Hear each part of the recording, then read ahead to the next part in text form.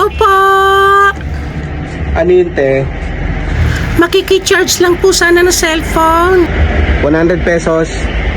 Ang mahal naman po, kuya. Ay, ganun talaga. Hanapin mo na lang yung saksakan mo dyan. Ang sungit naman ng tindero to. Saan ba yung saksakan dito? Ah, ito. Ano ba? Mukha bang saksakan tong mukha ko? Opo, saksakan po. Ano?